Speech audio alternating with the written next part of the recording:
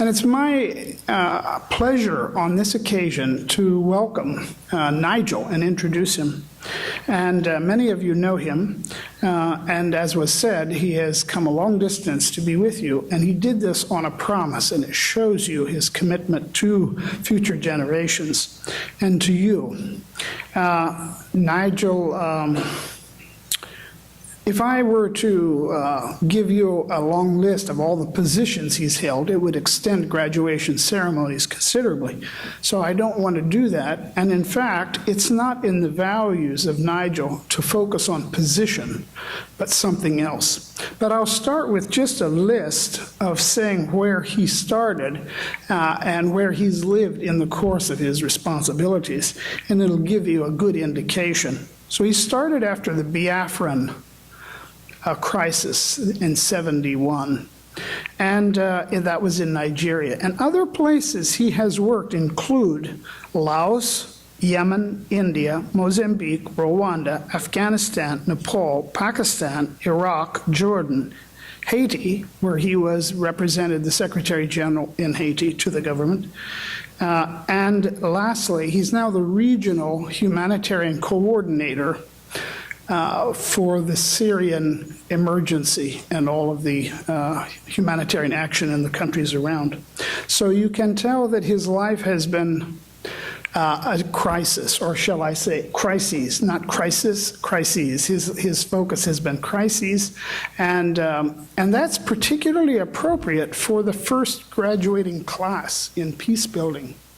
And so I think we're greatly honored by that. What I think of that's important about Nigel, as I said, is not positions that he's held. It's something else. And there were a couple points that I think are notable that I would draw out. Having first worked with him in the Rwandan crisis back in the 90s, and subsequently he was my boss, so I've seen him in different and always in some difficult circumstance. And what I would say is that first I would like to say what I appreciate is the sense of humanity.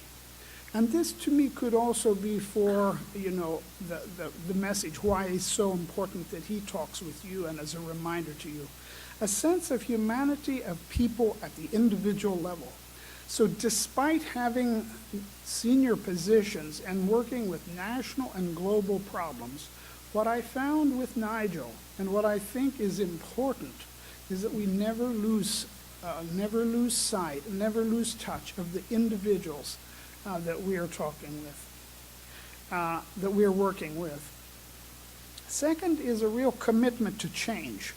And Nigel knows, and Nigel works in the places where the systems are broken, where human failings are most evident. But I have never seen cynicism in Nigel. So he talks about broken systems and he talks about problems, but doesn't allow himself, has never, to become a cynic and a negative person. And that to me is another lesson that we can carry forward. And third, if I might say, the thing that I have found so inspiring about Nigel is that he's maintained his sense of fun and humor in all of this. So even in the most dire circumstances, Nigel always brings a sense of fun and good humor and good spirits, which we all depend on. I think these three can also be lessons and inspiration to all of us. I'm here at Future Generations because of Nigel. And it was because when he talked with me about Future Generations, he said, it's something different.